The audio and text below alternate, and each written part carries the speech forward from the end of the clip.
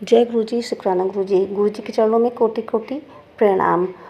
गुरु जी की ब्लेसिंग 777 में आप लोगों का मतलब इस प्लेटफॉर्म पर, यूट्यूब प्लेटफॉर्म पर आप लोगों का स्वागत है। अगर आप लोग भी अपना सत्संग शेयर करना चाहते हैं तो क्लियर वॉइस में रिकॉर्ड करके भेज सकते हैं। स्क्रीन पर जो व्हाट्सएप नंबर दिया हुआ है, और या फिर पेजेस पर लिखकर भी भेज सकते हैं। तो राइटिंग आपकी एकदम साफ़ होनी चाहिए, जिससे पढ़ने में आसानी हो। तो संगत जी, अगर आप लोगों को सत्संग पसंद आता है तो प्लीज़ हमारे चैनल को लाइक करिएगा, शेयर करिएगा और सब्सक्राइब करिएगा, और सत्संग को पूरा सुनिएगा। सत्संग सुनने से ये होता है कि सत्संग सुनने वाले का भी कल्याण होता है और सत्संग सुनाने वाले का भी कल्याण होता है।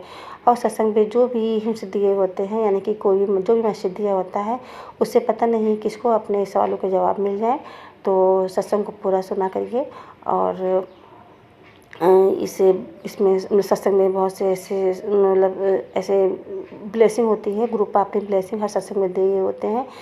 जैसे कि कोई हमने कष्ट भरा सत्संग सुनाया है तो उसे अगली संगत का भी कष्ट कट जाता है। तो इसमें ये गुरुपा की ब्लेसिंग होती है। तो सत्संग को आप लोग पूरा सुनिएगा। जय गुरु जी, शुक्राना गुरु जी। सत्संग को स्टार्ट करने से पहले मंत्र जाप करते हैं। ओम नमः शिवाय, शिव जी सदा सहाय। ओम नमः शिवाय, गुरु जी सदा सहाय। तो सत्संग इस प्रकार है कि एक आंटी जी का मेरे पास काफ़ी दिनों से फ़ोन आ रहा था, मतलब कि 2 बार फ़ोन उनका आया। तो वो आंटी छपरा से हैं। एक बार फ़ोन आया था तो वो आंटी जी मतलब पढ़ी लिखी नहीं हैं। उन्होंने मुझे फ़ोन किया था, तो अपनी अपनी क्या कहते हैं, ये अपना सत्संग उन्होंने मुझे सुनाया था। मतलब अपनी स्टोरी उन्होंने बताई। वो बहुत ही ज़्यादा रो रही थी, बहुत ज़्यादा वो परेशान थी। तो मैंने उनसे कहा, आप मुझे जो बातें बता रही हैं, आप सत्संग मतलब व्हाट्सएप पर भेज दो, मैं शेयर कर दूँगी। तो वो बोली, मैं पढ़ी लिखी नहीं हूँ। और वो बहुत ज़्यादा रो रही थी। तो मैंने उनसे पूछा, तो उनकी आज्ञा से ही मैं सत्संग शेयर करने जा रही हूँ। जो भी उन्होंने मेरे साथ शेयर किया अपना सत्संग, वो मैं अपनी आवाज़ में शेयर करने जा रही हूँ। और उन्होंने ना ये इसको लिख कर भेजा है और ना ही अपनी वॉइस में भेजा है, क्योंकि वो बेचारी आंटी जी पढ़ी लिखी बिल्कुल भी नहीं है, फ़ोन चला लेती हैं। तो उन्हें रिकॉर्ड करना भी नहीं आता है, ना ही सत्संग शेयर करना आता है। तो उनकी तरफ से मैं सत्संग को शेयर कर रही हूँ। अगर मुझसे कोई गलती हो जाए तो गुरुपा मुझे माफ़ कीजिएगा। और मेरा सत्संग शेयर करने में और उसको बोलने में जो भी गलतियाँ अगर हो जाए, कोई भी गलती हो जाए, तो मुझे गुरुपा माफ़ कीजिएगा। संगत जी मुझे माफ़ कीजिएगा, और आंटी जी मुझे माफ़ कीजिएगा, अगर वो आंटी जी ये सत्संग को सुनेंगी तो अपना ही सत्संग। तो सत्संग को स्टार्ट करते हैं। सत्संग को स्टार्ट करने से पहले मंत्र जाप कर लेते हैं। ओम नमः शिवाय, शिव जी सदा सहाय। ओम नमः शिवाय, गुरु जी सदा सहाय। और ये आंटी जी की तरफ से ओम नमः शिवाय, शिव जी सदा सहाय। ओम नमः शिवाय, गुरु जी सदा सहाय। तो आंटी जी का सत्संग इस प्रकार है कि आंटी जी बोल रही थी कि वो अकेले रहती हैं और उनके हस्बैंड बाहर रहते हैं, वो चेन्नई में रहते हैं। और वो अंकल जी को अपने अपने हस्बैंड को मतलब बहुत ज़्यादा प्यार करती हैं। उनके अंकल भी उनको बहुत ज़्यादा प्यार करते थे। और उनकी शादी को उन्होंने कुछ ये नहीं बताया कि कब शादी कब हुई, लेकिन काफ़ी समय हो गया। और अब ऐसा हो गया है कि उनके हस्बैंड चेन्नई में जॉब करते हैं, तो वो अब आते नहीं। पहले तो आते थे और अब नहीं आते हैं, काफ़ी दिनों से वो नहीं आते हैं। तो आंटी जी बहुत रो रही थी कि आंटी जी आप मेरा मतलब गुरुपा से प्रार्थना करो, या मुझसे मतलब मुझे बताइए आप कि मैं क्या करूं जो मेरे हस्बैंड वापस आ जाएं। और वापस क्यों आ जाए, मतलब वो जॉब तो करते हैं, जॉब के लिए वापस नहीं बुला रही हैं। वो बता रही थी कि उनके हस्बैंड का वहाँ पर किसी दूसरी लेडी के साथ में मतलब अफेयर चल रहा है। वो मतलब उन्हीं के चक्कर में है। और वो अपने यहाँ जो ये आंटी जी, इनसे बात भी नहीं करते हैं। ये फ़ोन करती हैं तो फ़ोन पर बहुत ज़्यादा बात नहीं करते हैं, थोड़ी बात करके फ़ोन को काट देते हैं। और अगर आंटी जी कहती हैं कि मैं अपनी जान दे दूँगी, मैं मर जाऊँगी, तो वो बोलते हैं कि मर जाओ जाकर। तो ये सब बताकर आंटी जी बहुत रो रही थी। तो संगत जी, अब मैं क्या ही उनको बताती। तो मैंने उनसे यही कहा कि आंटी जी मैं क्या ही बताऊँ, गुरु जो करना है गुरुपा ही करेंगे, आप गुरुपा से अरदास करिए। तो एक बात और आपको बता दूँ कि वो गुरुपा को बहुत ज़्यादा मानती हैं। वो बोलती हैं कि मैं दिन रात गुरु जी की मतलब के का ही मंत्र जाप करती रहती हूँ, और दोनों समय आरती करती हूँ, पूजा करती हूँ, और दिन रात उनसे मतलब अरदास लगाया करती हूँ कि वो मेरे हस्बैंड को वापस ले आए। लेकिन मेरी अरदास पूरी नहीं हो रही है। आंटी जी आप अरदास लगाइए तो आपकी बात मानेंगे। तो संगत जी आप लोगों को बता दूं कि मैं ये बात सच है कि मैं गुरु पास से जो भी मांगती हूँ वो ज़रूर पूरा जाता है। दिक्कतें आती हैं, वो तो सभी जीवन में आती हैं, दिक्कतें भी आती हैं, लेकिन वो सब कुछ ठीक ही गुरु पा कर देते हैं। मैं जो कहती हूँ गुरु पा ज़रूर मान जाते हैं। तो मैंने आंटी से बोला, आंटी जी मैं आपकी अरदास ज़रूर लगाऊंगी और गुरु पा की इतनी मेहर मेरे पर है कि गुरु पा ने खुद मुझे अपनी बेटी चुना है, अपनी संगत चुना है। और गुरु पा खुद कहते हैं कि तू मेरी सबसे प्यारी धी है, सबसे प्यारी कुड़ी है। और मुझे एक अच्छा इंसान गुरु पा बताते हैं कि तू सबसे बहुत अच्छी इंसान है, कभी किसी का बुरा नहीं किया, कभी किसी का बुरा नहीं चाहा। तो ये सब चीज़ें, बहुत सारी चीज़ें हैं।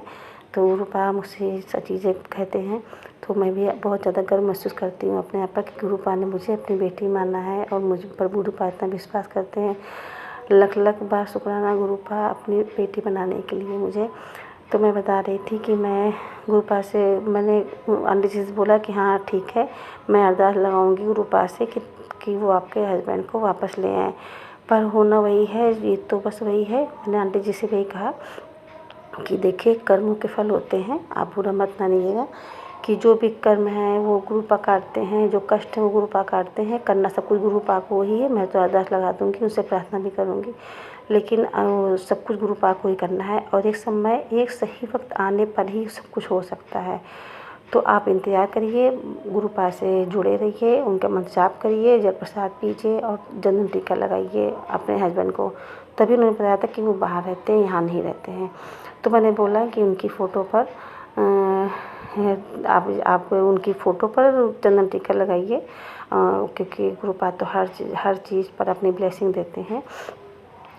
तो अगर किसी संगत को इस बात से हेल्प मिल रही हो तो उसके लिए गुरु पा का शुक्राना, जो मेरी वाणी से उन्होंने ये शब्द निकलवाया। जो बुलवा रहे हैं गुरु पा ही बुलवा रहे हैं।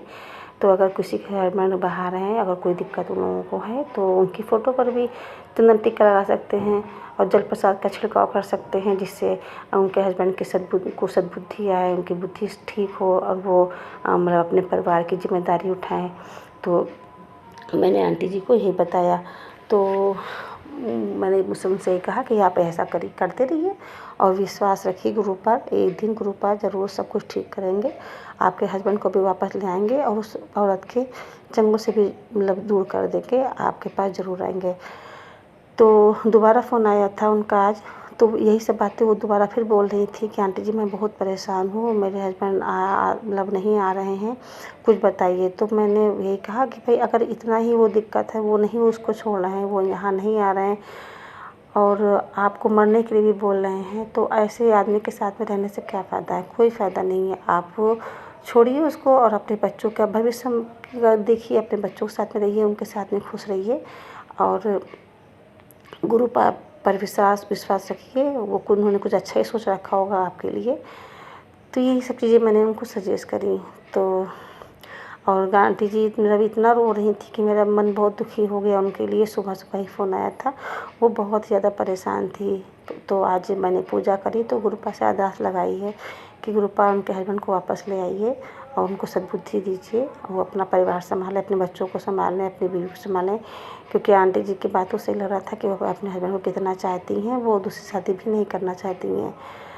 तो बस यही है, उनका सत्संग वो शेयर नहीं कर पा रही थी, तो आंटी जी की तरफ से मैंने सत्संग शेयर कर दिया है। अगर मुझसे कोई गलती हुई हो तो मुझे माफ़ कीजिएगा। और आंटी जी के 5 बच्चे हैं।